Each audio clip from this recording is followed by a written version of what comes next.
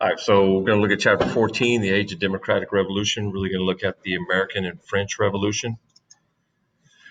So in this chapter, you'll learn about the causes of the American Revolution and the French Revolution. You will explore their impact on history, especially in Europe and Latin America. You will also learn about the origins of nationalism. So 3 questions for the end of the chapter. How were the American and French revolutions alike? Was the violence of the French Revolution justified? And was Napoleon Bonaparte's impact more harmful or beneficial to the world? Last one, how did Latin American colonies achieve their independence?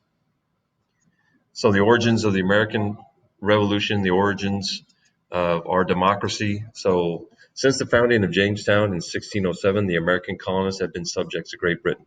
This meant that they were entitled to all the rights Englishmen gained in Magna Carta in 1215, the English Civil War from 1642 to 1649, the Glorious Revolution in 1688, and the English Bill of Rights. In the course of the 18th century, the colonists became involved in Britain's global contest with France for commercial and naval power and colonies. Britain protected the American colonies from Indian attacks and their French neighbors in Canada. During the French and Indian War, the British defeated the French. France was forced to surrender Canada and Britain. As a result, the colonists no longer feared the threat of a French invasion. They also hoped to expand settlements westward into the Ohio River Valley. However, the British government had different concerns. The British government had run up a massive debt during the French and Indian War. The British government introduced various ways to tax the colonists, but each time the colonists objected. The colonists felt that these new taxes had been imposed without their consent, violating their rights as English subjects. No one thought that the colonists could be represented in Parliament in London, which was too far away. Instead, the colonists favored greater self-government, while the British Parliament felt it should be able to tell the colonists what to do.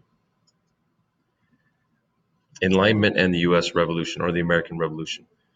Religious beliefs, the legacy of the Glorious Revolution in 1688, and the Enlightenment ideas all influenced the outbreak of the American Revolution.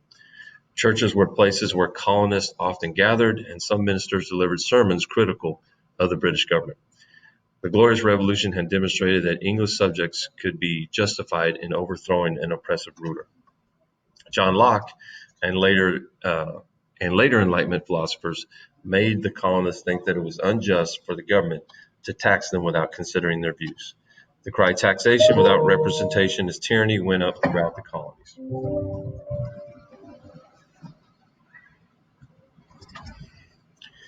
The Boston Tea Party. So to prevent unrest, the British government sent more troops. They gave up on many of the taxes, but insisted the colonists pay a duty tax on tea to help the struggling East India Company. A group of colonists disguised as American Indians climbed on board a ship carrying some of this tea and dumped it into the Boston Harbor. The British responded by closing the harbor. The colonists sent representatives to Philadelphia to discuss the growing problem. In 1775, violence finally erupted near Boston between the British troops and the colonial volunteers. From Massachusetts, the war quickly spread to other colonies. Enlightenment and Revolution. An English writer, Thomas Paine, published a pamphlet, Common Sense, applying the Enlightenment ideas of reason to the problem. Paine argued that it was reasonable for the colonies so far away from England to become independent. In 1776, the colonists in fact declared their independence. New demands were now heard in other parts of the world. Many Enlightenment reformers in Europe supported the American Revolution. They saw it as a realization of their own ideas.